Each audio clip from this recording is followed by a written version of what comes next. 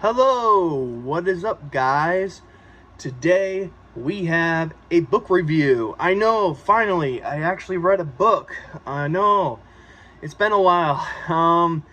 I finished an audiobook not too long ago, actually. Now that I'm thinking about it, I finished Autumn Bleeds into Winter by Jeff Strand.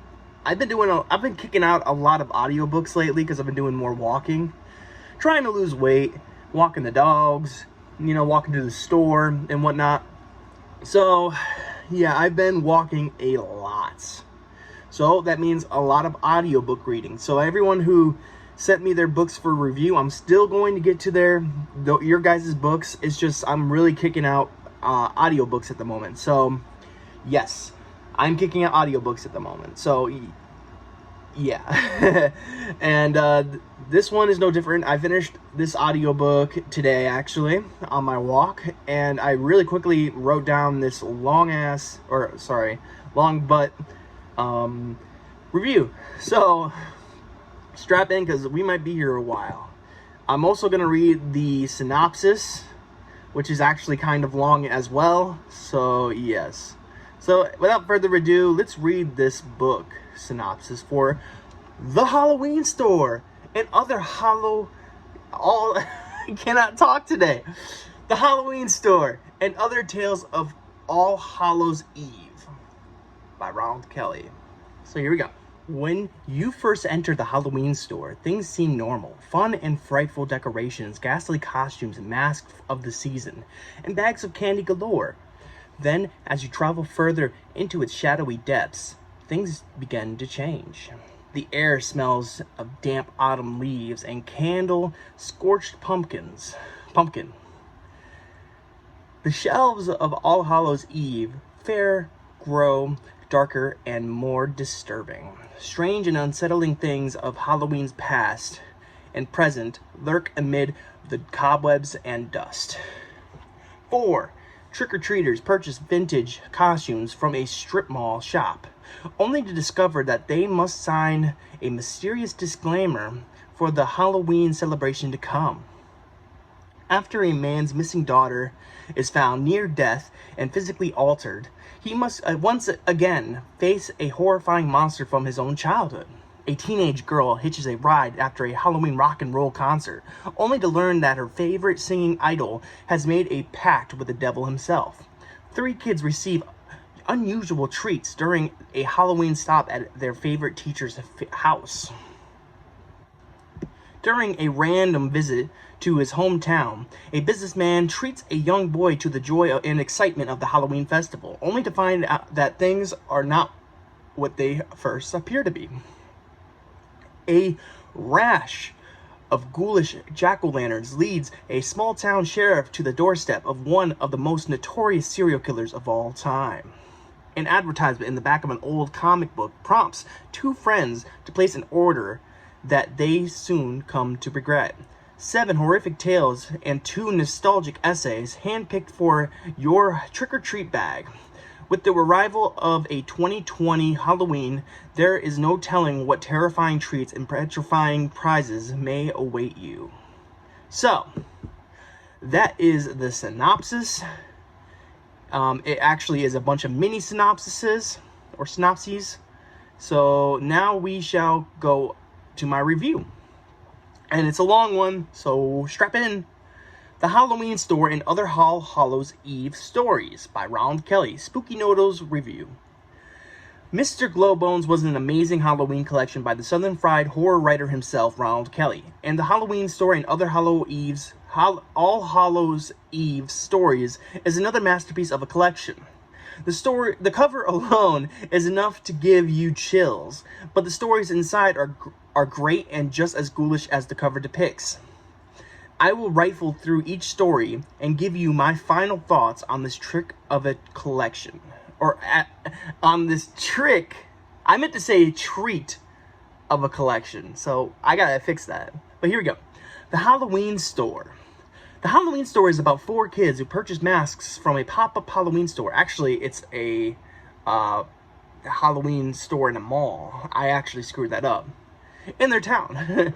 This is the title of the story. This is the title story of the collection, and honestly, I understand why. This one was amazing. It gave me vibes of The Mask by R.L. Stine, where a kid buys an all-too-real feeling mask and alters who they are. That alters who they are. But this story goes one step further, or farther, than the Goosebumps book did, and it's the perfect Halloween horror story. Mr. Mack is back in town. Mr. Mack is back. Kyle's daughter is found in an empty drive-in movie lot, and Kyle believes it may be due to someone from Kyle's past. Someone that scarred Kyle for life. I can't read today. Oh man, I cannot begin to tell you how much I freaking love this story. This is my favorite story of all time. This is my favorite short story of all time. The first time we hear about Mr. Mack and the Monster Mobile was in Mr. Glowbones and Other Halloween Tales, another great Halloween collection by Ronald Kelly. And in the story, it's about Kyle's first run-in with the faux memorabilia acquiring monster. That story was a favorite of mine, but believe me when I say that this story is tremendously fun. I cannot read today, and I actually screwed this review up. I gotta fix it. Blood Suede Shoes. This one is about a young girl who gets in the rock. Man, I screwed this up. In the back of a car with a bona fide rock star, but it isn't all it's cracked up to be. This story was intense and creepy. Loved it, but not as much as the first two stories. Still, this one was great and very, very creepy. Clown Treats. This one was about a group of kids, a group of trick-or-treaters that stop by their favorite teacher's house, but instead of their teacher answering the door, her distressed husband does. He's dressed as Chuckles the Clown, and he has some treats to pass out. This one was a short but fun one, pretty disturbing, and the ending was a blast. The cistern. I cannot say this word. The cistern. This story was about a man who is overcome by nostalgia and stops at his old stomping grounds. He meets a young boy who wants him to take him to the Halloween fair. It turns ugly quick, though. This one was fantastic. Love the small-town horror vibes from this one. Pretty Little Lanterns. Pretty Little Lanterns is about a sheriff that is looking for a serial killer named Jack that haunts their part of the country. A librarian thinks she knows who did it, but needs the sheriff's help. I combined sheriff and help, so sheriffs. This story was an extreme story, and it was brutally awesome. I love the nod to a certain historic killer and that ending. Wow! I was not expecting that. Ronald Kelly hooks his claws into you with this one and doesn't let go. The amazing and totally awesome Fright Creature. Two kids find a comic book ad for the amazing and totally awesome Fright Creature. And when they find out that it's still for sale, they purchase it. This one was just fantastic. I say fantastic because they decided to give the creature a menacing name, Fang. The menacing name, Fang. Which is ironic because the creature they get is tiny and has no fangs. Well, I love this story a lot. I just loved it so freaking much. The Last Halloween, an essay. This was a fun essay about Ronald Kelly's Last Halloween. It was bittersweet, though. On one hand, it was cool to see how Ron spent his last Halloween, but at the same time, knowing it was his last was kind of sad. My top 10 favorite Halloween stuff of the 60s and 70s. Great top 10 that makes my top 10 videos fair in comparison. I cannot read today. Overall, I give this collection 5 freaking stars. Or should I say Glowbone skulls. Every story in this was a hit for me. An absolute banger of a collection. I recommend this to anyone who wants to get into the spooky season with a charming collection of All Hallows Eve tales that will surely creep, disturb, and even at times make you smile. Boom, that's my collection, or oh my god, this is my review. And I have some changes to make, so I'll be right back because I don't want to forget, so I'll be right back. So that is the review and the synopsis. So what did I think about this? I already really said it. This story, or this collection, I should say, was fantastic. If I were to give you my top 5, it would be really hard since there is 7 stories in this collection. But if I were to give you my top 5, well, I already know what number 1 is, but it's actually really kind of tough, you know, because wow, I mean, there isn't a bad story in this collection, to be honest with you. So it's so hard. So Mr. Mac is back in town is got to be my favorite story in this collection, and it's my favorite short story of all time. Like, the original one, I did say, I think before, that it was my favorite short story of all time. Then I had to do some thinking, and actually it was actually number 3 on my favorite short stories of all time, the Mr. Mac and the Monster Mobile. I felt like in order for it to be number 1 on my list, it had to have a little bit more. Well, Mr. Mac is back in town brings that little more that I needed, and this one just caps off on a great short story that he wrote back in the past, and this one, it just elevates. I mean, this one is my favorite short story of all time now. It's like not even close. Mr. Mac is back in town. If you combine Mr. Mac in the Monster Mobile and Mr. Mac is back in town together, it would make like a small novella, and honestly, that would be probably my favorite book of all time. But it's a short story, so it's my favorite short story of all time. Mr. Mac is back in town. Then, like, at number 3 or 4, it would be Mr. Mac and the Monster Mobile, the original first version of the story.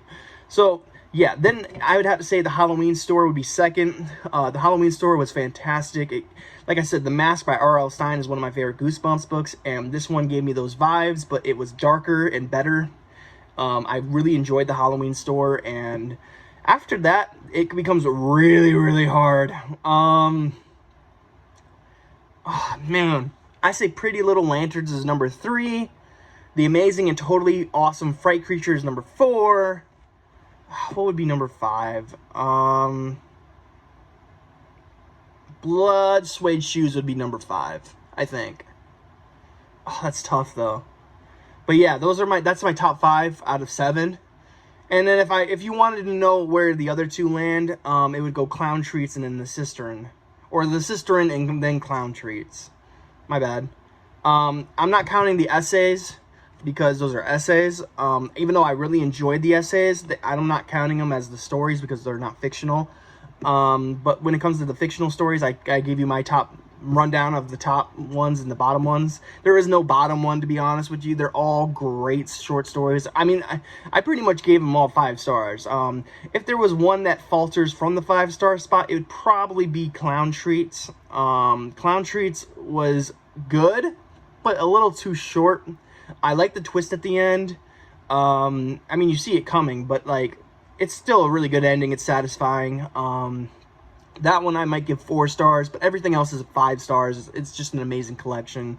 But like I said, Mr. Mac is back in town. It's got to be one of my favorite short stories. It is my favorite short story of all time. Then the Halloween story would probably be number 2, because the Halloween story was just fantastic. I mean, come on, man. The Halloween story was fantastic. You have to like the Halloween story. I mean, what you doing with your life if you didn't like that story, or that story? So yeah, that's my collection, or my, oh, now I gotta edit the Amazon review too. Oh, well. Yeah, I'll edit the Amazon review once it goes live. Yeah, this is my video for the Halloween store and other Tales of All Hallows Eve. I can't believe my dyslexia won't allow me to read this title right. Yeah. I don't think I have anything else to say, so I'm going to end the video here. So I hope you guys are having a great day. I hope you have a spooky night. I'll catch you in the next video. Peace out.